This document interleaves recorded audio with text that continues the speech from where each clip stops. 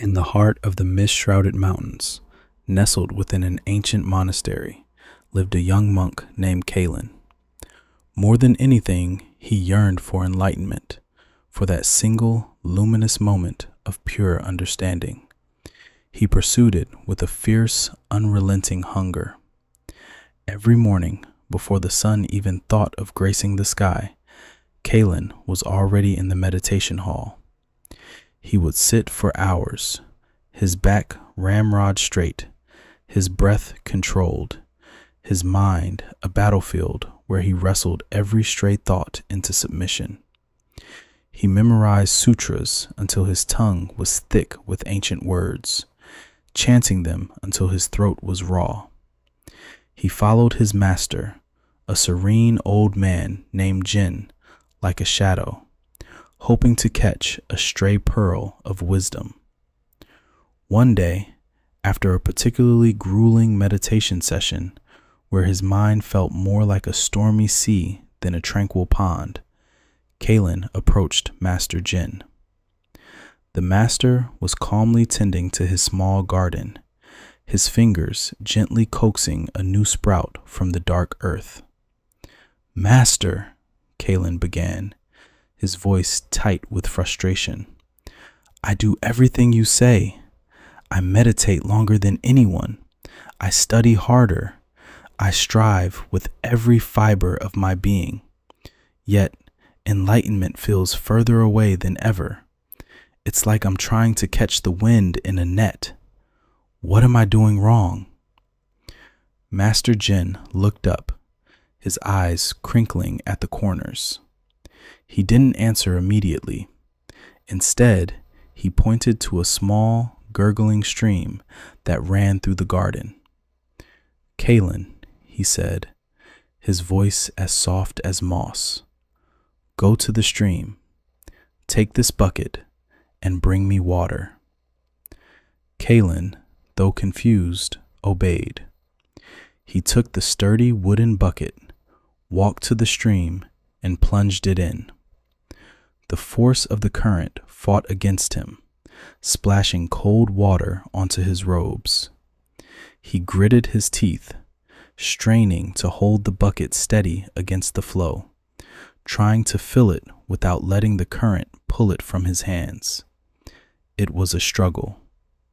Finally, with a great heave, he pulled the heavy, sloshing bucket out and carried it back to his master. Master Jin peered into the bucket. The water was murky, filled with stirred-up silt and swirling debris. "This is the water of striving, Kaelan. See how cloudy it is? How disturbed? Your mind is like this water. You fight against the natural flow, and in your struggle, you stir up the very mud you wish to settle." He took the bucket from Kaelan and gently poured the water out onto the ground. "Go again," he said, "but this time, do not fight the stream." Confused but obedient, Kaelan returned to the water's edge. He looked at the stream, truly looked at it for the first time. He saw how it danced over the rocks, how it effortlessly found its path. He took a deep breath, releasing the tension in his shoulders. This time, he didn't plunge the bucket in. Instead, he found a calm little eddy by the bank.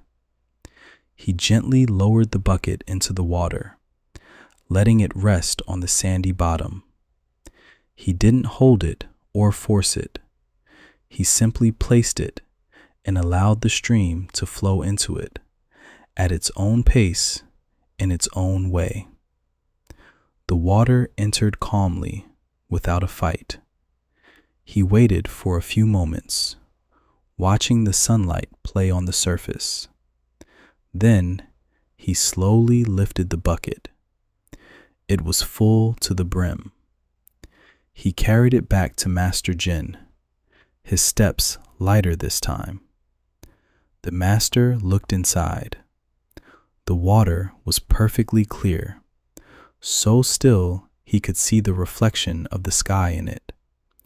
Not a speck of silt disturbed its surface. Master Jin smiled, a slow, radiant smile that seemed to light up the garden. "This, Kaelan," he said softly, "is the water of allowing. You did not try. You did not struggle. You simply created a space and allowed the stream to fill it. You trusted the flow." He looked from the clear water to Kaelan's wide, questioning eyes. Enlightenment, peace, the very things you chase with such desperate force. They are not prizes to be won through struggle. They are not fortresses to be conquered. They are like this stream. They are a natural flow, a current that is always present, always available. Kaelan stood, silent. The words settled over him, not like a lesson, but like a gentle rain. He thought of his years of striving, of the tension in his jaw, the ache in his back, the constant war in his mind. He had been fighting the river his entire life. "Your effort," the master continued, "your intense desire, creates resistance. It clouds the water. You are so focused on grabbing the water that you cannot simply receive it. You are trying to make it happen instead of letting it happen." That evening, Kaelan did not go to the meditation hall to fight his thoughts.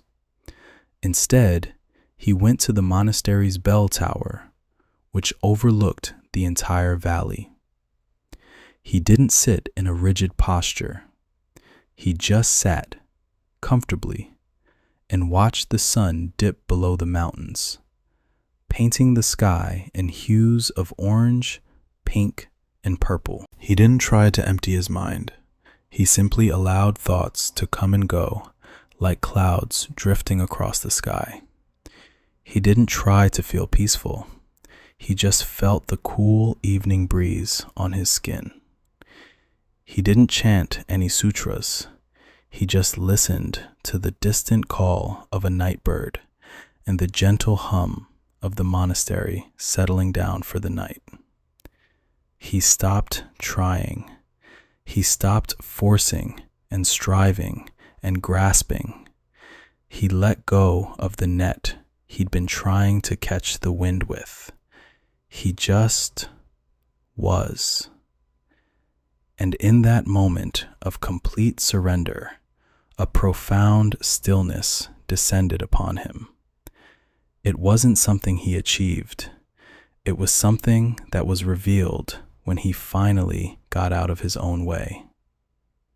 The world didn't explode in a flash of light. Instead, it became incredibly, breathtakingly simple. He felt a connection to the breeze, the distant star, the stone beneath him. The separation he had always felt between himself and the world dissolved. It was a quiet, deep, and unshakable peace. It had been there all along, flowing right beside him, just like the stream. He just needed to stop fighting and put down his bucket. The next morning, Master Jin saw Kaelan walking through the garden. There was a new lightness in his step, a gentle smile on his face. He wasn't rushing. He wasn't straining. He was simply walking. "Master," Kaelan said, his voice calm and clear as the water in the bucket. He bowed deeply. Master Jin simply nodded, a knowing glint in his eye. He didn't need to ask.